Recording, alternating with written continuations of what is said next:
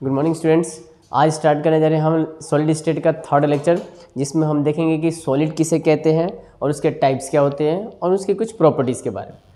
चलिए, तो पहला है सॉलिड स्टेट। सॉलिड से पहले हम ये जानते हैं पहले कि सॉलिड स्टेट किसे कहते हैं।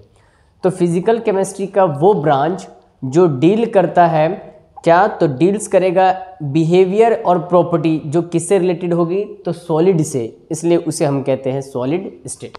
चलिए, डेफिनेशन क्या होगा, that branch of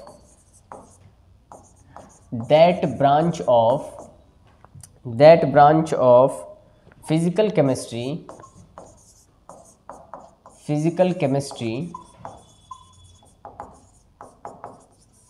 which deals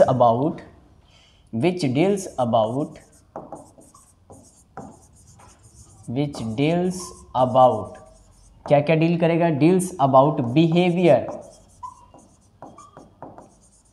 behaviour and properties of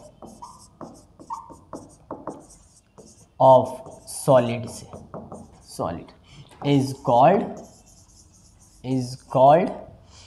called उसे हम क्या कहते हैं, उसे कहते हैं सॉलिड स्टेट। कह रहा है क्या सॉलिड स्टेट कि फिजिकल केमिस्ट्री का वो ब्रांच जो हमें डील्स कराएगा या बताएगा, किसके बारे में बताएगा, तो बिहेवियर और प्रॉपर्टी, और किसकी बिहेवियर प्रॉपर्टी, सॉलिड की, तो इसलिए वो बन जाता है सॉलिड स्टेट। अच्छा, दूसरा, अब बात आती है कि सर सॉलिड स्टेट तो हो गया, लेकिन सॉलिड किसे कहते हैं, फिर सॉलिड, तो ये आपने बचपन में भी सुना था कि सॉलिड किसे कहते हैं, तो पदार्थ का वो रूप जिसका आकार और आयतन क्या होता है, फिक्स होता है, निश्चित होता है। The state of matter which having definite shape and definite volume. चलिए, ये छोटा सा बचपन की है, पहले इसे भी लिख लेते हैं, उसके बाद थोड़ा स्टैंडर्ड की बात करेंगे भाई। सॉलिड किसे कहते हैं, the state of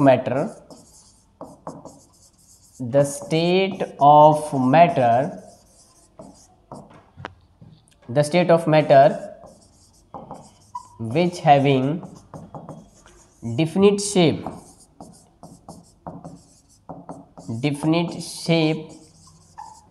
and volume। ये बचपन की कहानी। चलिए, अब इसको स्टैंडर्ड थोड़ा सा बढ़ाते हैं भाई। क्या होगा सॉलिड स्टेट, सॉलिड किसे कहते हैं भाई, तो दूसरा स्टैंडर्ड डेफिनेशन क्या होगा, the state of matter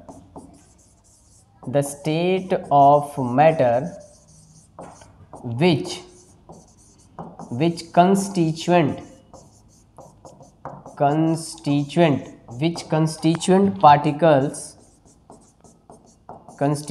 particles having maximum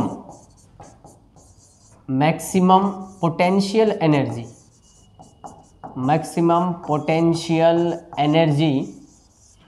and minimum entropy means यहाँ पर हम डिसऑर्डरनेस की बात कर रहे हैं, डिसऑर्डरनेस, ठीक है, इज आर कॉल्ड वो सभी क्या कहलाते हैं, वो सभी कहलाते हैं सॉलिड।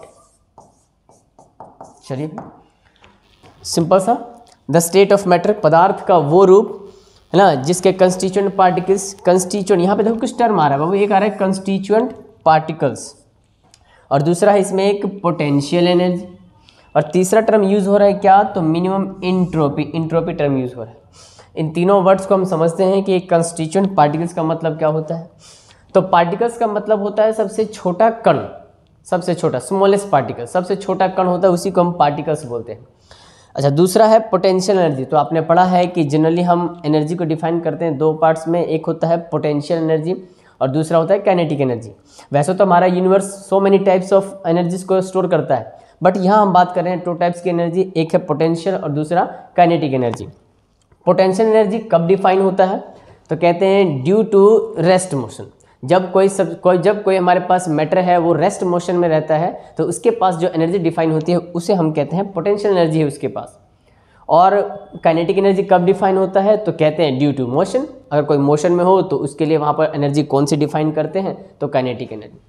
तो मुझे ये बताइए, आपने सॉलिड का अरेंजमेंट पढ़ा होगा, सॉलिड का अरेंजमेंट पढ़ा होगा। जैसे ये है एक ब्लॉक हमने तैयार किया, इसमें सॉलिड के पार्टिकल्स है, यानी हम कंस्टिट्यूएंट पार्टिकल्स आपको पता है। प्रॉपर्टी में हम बात करेंगे कि सॉलिड का कंस्टिट्यूएंट पार्टिकल्स क्या क्या हो सकता है।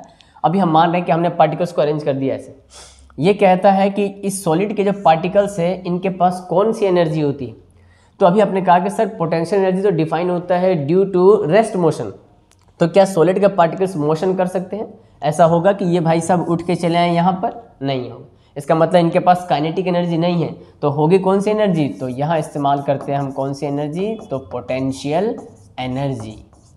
और वो कहता है कि पोटेंशियल एनर्जी मैक्सिमम होता है, इतनी ज़्यादा होती है कि पार्टिकल्स मूव नहीं कर पाते हैं। दूसरा टर्म आपने पढ़ा इंट्रोपी। इंट्रोपी का मतलब मैंने अभी बताया डिसऑर्डरनेस, यानी डिसऑर्डर हो जाना। तो क्या सॉलिड के पार्टिकल्स डिसऑर्डर है? डिसऑर्डर का मतलब यूनिफॉर्म नहीं है क्या? डिसऑर्डर मतलब इधर से उधर अरेंजमेंट है? नहीं भाई, एक ऑर्डर में सजे हुए हैं, सभी एक सीक्वेंस में है, एक सीक्वेंस में है, एक ऑर्डर में है, इसलिए डिसऑर्डरनेस कम हो गई। इसलिए डेफिनेशन कहता है कि सॉलिड के कंस्टिट्यूएंट पार्टिकल्स के पास maximum potential energy and minimum entropy यानी डिसऑर्डर, वैसे सब्सटेंस को हम कह रहे हैं क्या? तो सॉलिड। ये हमने देखा सॉलिड का डेफिनेशन। ठीक है, चलिए अब हम बात करते हैं कि सॉलिड की तो बारे में हमने जान ली, सॉलिड की और प्रॉपर्टीज़ क्या क्या होती है। तो चलिए हम नेक्स्ट देखते हैं property of solid. Property of solid, properties of solid. Solid की क्या क्या प्रॉपर्टीज़ होती है? तो बहुत छोटी छोटी सी। पहली प्रॉपर्टी तो हम कह रहे हैं कि भाई सॉलिड का जो वॉल्यूम होता है और शेप होता है वो क्या होते हैं? फिक्स होते हैं। तो कह सकते हैं हम कि the shape and volume is, वो क्या होता है? डिफिनिट होता है, डिफिनिट होता है। शेप एंड वॉल्यूम क्या होते हैं? डिफिनिट होते हैं। दूसरा पॉइंट, क्या सॉलिड के कंस्टिट्यूएंट पार्टिकल्स के पास कौन सी एनर्जी होती है भाई? कौन सी एनर्जी? तो अभी आपने कहा कि पोटेंशियल एनर्जी। ठीक है, the particles of solid having maximum potential energy,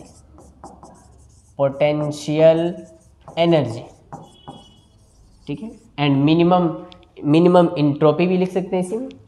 चलिए दूसरा, आपको पता है सॉलिड के कंस्टिट्यूएंट पार्टिकल्स एक दूसरे को स्ट्रॉन्ग फोर्स ऑफ अट्रैक्शन के जरिए पकड़े हुए रखते हैं। इसका मतलब इनके बीच जो हम इन पार्टिकल्स के बीच जो फोर्स ऑफ अट्रैक्शन है वो कैसा है? तो स्ट्रॉन्ग है। तो हम कह सकते हैं in case of solid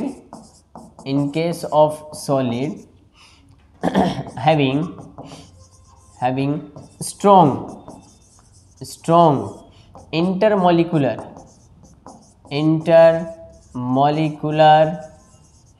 force of attraction, यानी इनके बीच अट्रैक्शन फोर्स जो होता है वो बहुत ही स्ट्रॉन्ग होता है। ठीक है, क्या सॉलिड के कंस्टिट्यूएंट के बीच गैप होते हैं? क्या स्पेस होता है? तो बहुत कम, नेग्लिजिबल। तो लिख सकते हैं क्या? The solid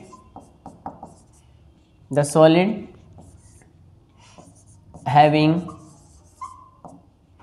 negligible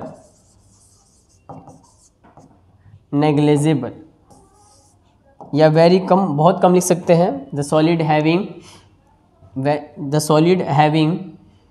negligible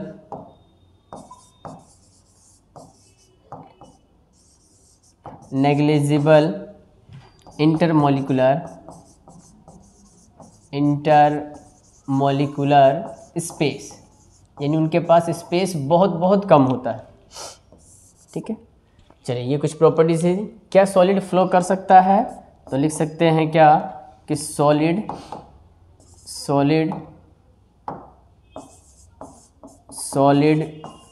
does not flow, यानी उनके पास फ्लो करने की टेंडेंसी नहीं होती है। चलिए last point, important point, motion of particles. Solid के जो पार्टिकल्स है उनके पास कौन सा मोशन ऑफ पार्टिकल्स, या इसी को कह सकते हैं freedom of particles, freedom of particles के पास कौन सी आज़ादी होगी भाई, पार्टिकल्स। चलिए हमारे पास तीन तरह का मोशन, एक को कह रहे हैं हम ट्रांसलेटरी मोशन, दूसरा है रोटेटरी मोशन,